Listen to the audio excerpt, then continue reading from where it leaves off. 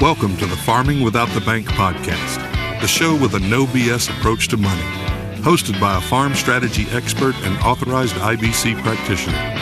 Join us as we get real and expose the flaws of traditional financial institutions in order to help farmers take control of their finances, create peace of mind, grow their wealth, and leave a legacy. Now, here's your host, Mary Jo Irmen.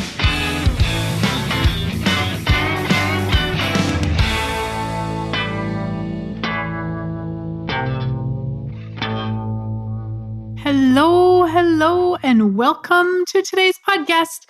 Thank you very much for being here. All right, you guys, if you have not gotten the books, just go to farmingwithoutthebank.com and grab those. Hey, there is one in audio. Farmingwithoutthebank.com is in audio.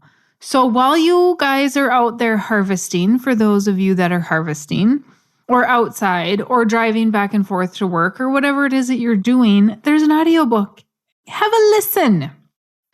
Okay, today I'm going to talk about compared to what? And this is not a chapter from Nelson's book. We talk about this a lot in the industry when we talk about interest rates or 401ks versus life insurance or IRA investment plans versus life insurance. But I am not going to talk about dollars today, but compared to what? And I did talk about comparing ourselves in an episode just a few episodes ago.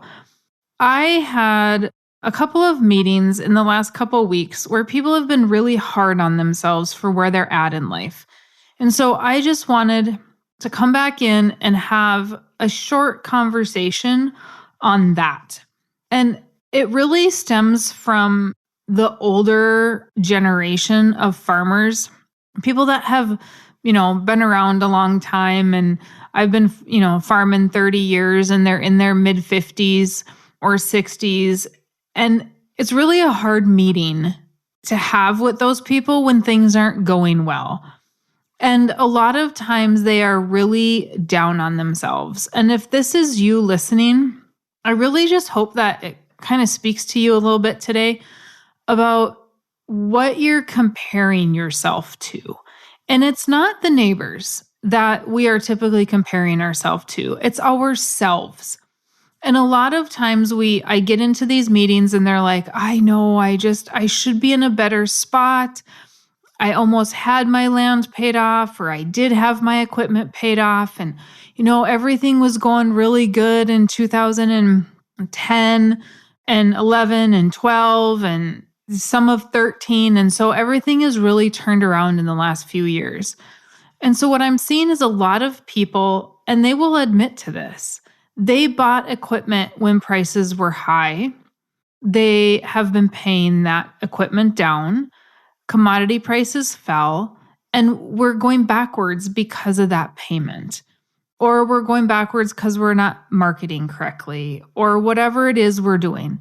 But we're very hard on ourselves for that. And when you come into the meeting, the very first meeting that people have with me is we go over all these numbers. We talk about strategies. And you come into that meeting, and so many people are ashamed of where they're at. And there's just no reason to be ashamed of where you're at. You didn't know anything about this concept before you read the book. So many people come in and think, well, I should have known about this. I'm in my 50s or I'm in my 60s. I should have known. How? How were you to know about it if nobody was talking about it? You guys, I was looking for something like this for years and couldn't find it. So if you're not actively looking, if your media channels are not releasing this information, how are you supposed to know about it? Right? I can only do so much. I mean, I can do ads on the radio all over the country. Holy moly, do you know how expensive those are? And a lot of times when we hear something on the radio, we don't believe it. I can do farm shows, and people come to the farm shows and they don't do anything about it when they leave. You have to be ready to take this information and do something with it. And then when you have the information, then you're learning about what not to do and fix those things going forward. I had a couple the other day that they were doing really well. Almost all the land was paid off. And due to buying stuff to avoid taxes, they had to refinance the land and get some of the operating termed out because they couldn't pay for operating because they were making equipment payments. Commodity prices fell. We always need to be prepared for worst case scenario. But you don't have to beat yourself up about that because it's only what you knew then. After listening to all these podcasts, reading the books, and making sense of it, we know now that we don't need to buy things to avoid taxes. Just pay the taxes. If you're going to buy things to avoid taxes, you're just moving any tax money that you saved over to the bank in interest. And now they have control. And you have more stuff as collateral.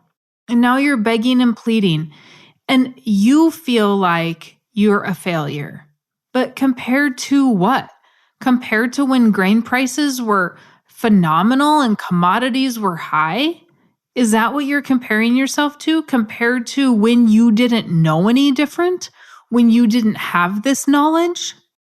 There's a saying that says something about when you realize you're going the wrong way, how long is it going to take you before you decide to turn around or to change paths or something like that? And that's exactly right. How long, if you read the book and you're still doing the same thing, how long before you change?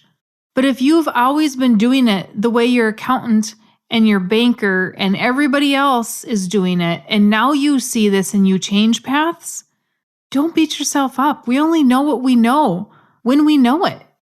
Every single day I'm learning.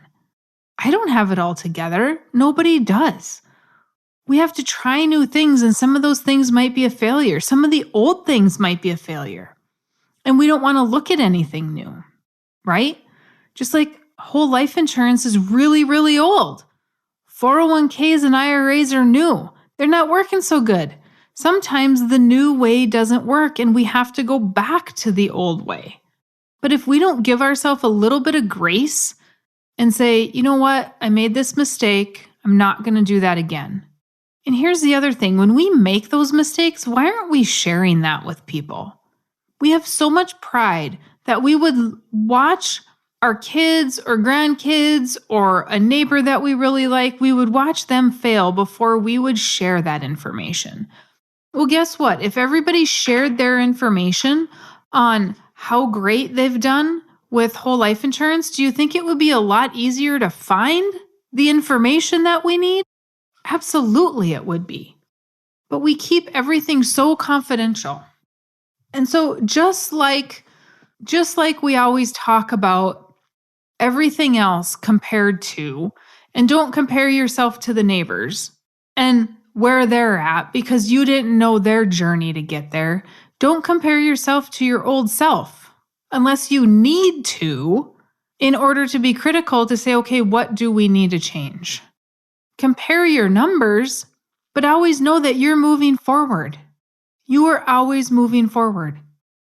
And maybe it's not even a comparing issue, because sometimes comparing ourselves to others will drive us, right? Will make us get better. But when we compare ourselves and get down on ourselves, that's the tough part.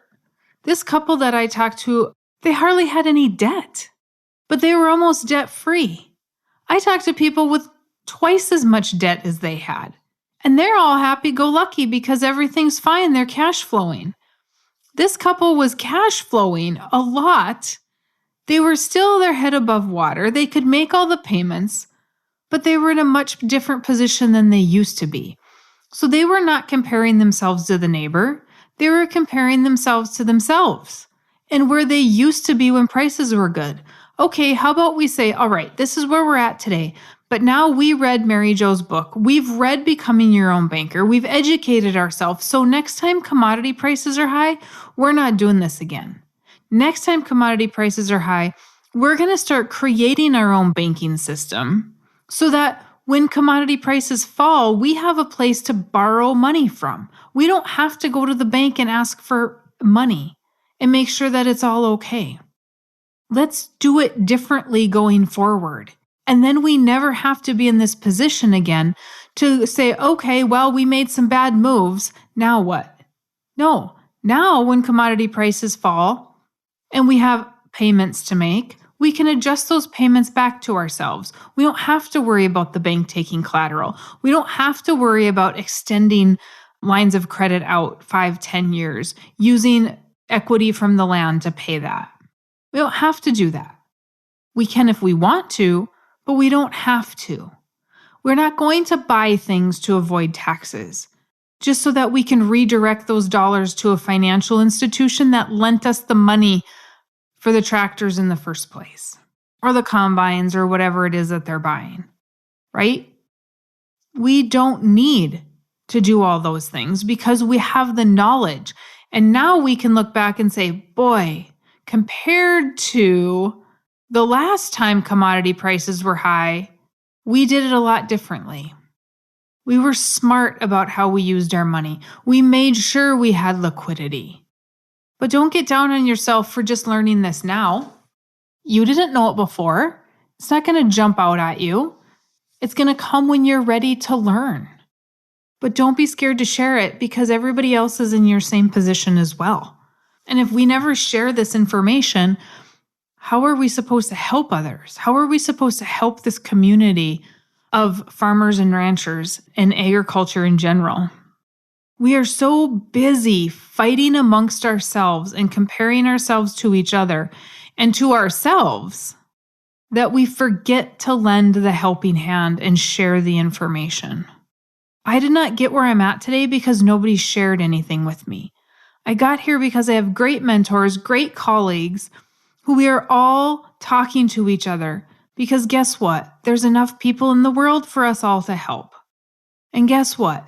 There's still going to be enough land for you to farm, enough cows for you to buy, enough land to rent.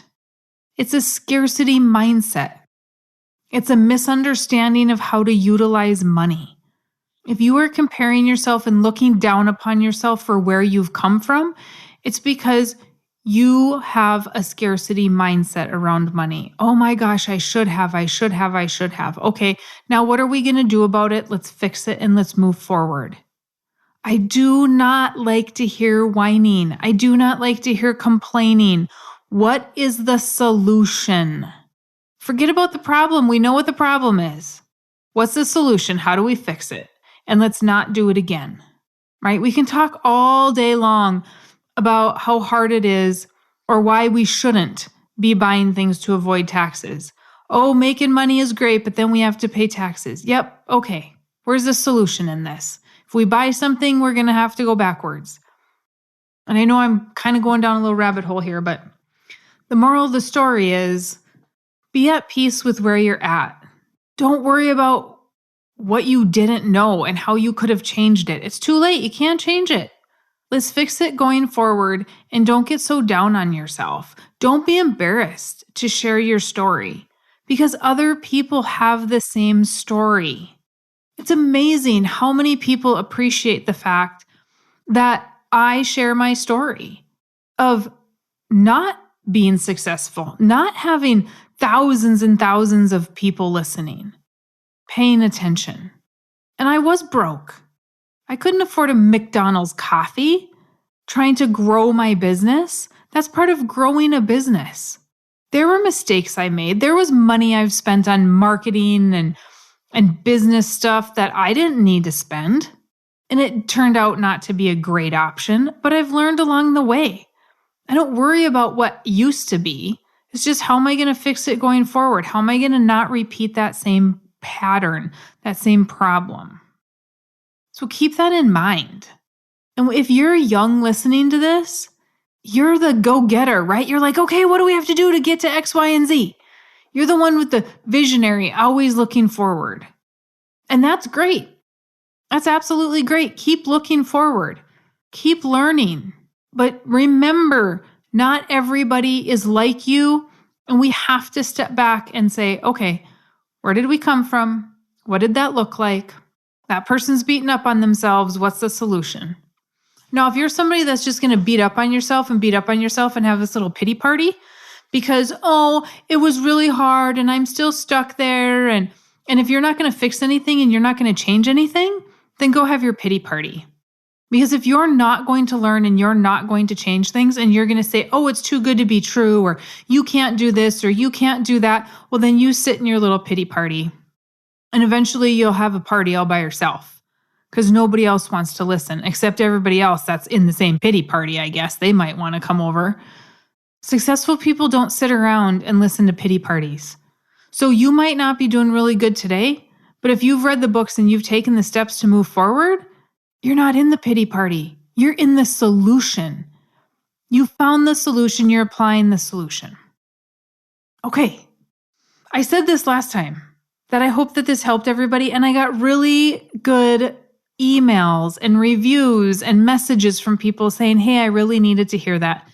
And so because this kind of just spoke to me today and said, this is what we're talking about, I'm just putting it out there. Don't beat yourself up. Don't compare yourself to where you used to be. Look at where you used to be, fix it, move forward. And I'm not one that likes to do all these pep talks. So you probably won't get one for a very long time again. But I'm not much of a pep talker because I just find the solutions and do it. I don't need someone to talk me into it. I don't sit and dwell in my own tears, right? What's the solution? I always want to know the solutions. Quit whining. But I really thought that I really just feel bad for people that think that they're not doing good and they're doing good, but they're not doing as good as they used to be. Well, that's part of the game too, right? There's ups, there's downs. We have to prepare for those, but now we know how to prepare better. Okay, you guys, thanks for listening today. I really do appreciate it. I will be back onto my normal upbeat less feeler type messages. Those of you that know me well probably know, but my kids make fun of me because I don't have any feelers because I'm very matter of fact, the German passion, as I call it. And so you just don't get a lot of these kind of messages from me, but we're not going to be doing a whole lot going forward either. So I hope that helped. I really hope that spoke to everybody. If you have not gotten the book, go to farmingwithoutthebank.com. You can get the book there. You can get Nelson's book. You can get the audio. And here's the deal. Christmas is coming. I know. It's only October. We haven't even made it through Thanksgiving. But a lot of people celebrate Christmas during Thanksgiving. And Christmas is coming. And if you have a loved one that needs a Christmas gift, why not the Farming Without the Bank book? Just a question. I have a ton of people that are always tagging their loved ones in our posts on Facebook so that they can get the book for Christmas. Order now. We have an election. Well, I guess the election will be done by then, so that doesn't matter so much. But the USPS is not the most reliable service on the planet. Let's just be honest. Stuff gets lost all the time. So give yourself a little bit of leeway to get that book, make sure that you have it, and then hide it in a spot where you are going to remember you put it. We have a lot of those too. Well, I ordered it and I can't find it. So put it somewhere that you're going to remember that you put it. But if you have any questions, comments, concerns, let me know. MaryJo@withoutthebank.com, and I would be happy to help you. Thanks, and we'll talk to you on the next podcast. Thanks for listening to the Farming Without the Bank podcast. We hope today's episode has inspired you to take control of your finances in new ways. Don't forget to check out our website, farmingwithoutthebank.com, and engage with us on our Facebook page, Farming Without the Bank. Join us next week as we smash more financial myths and empower you to accomplish your financial goals.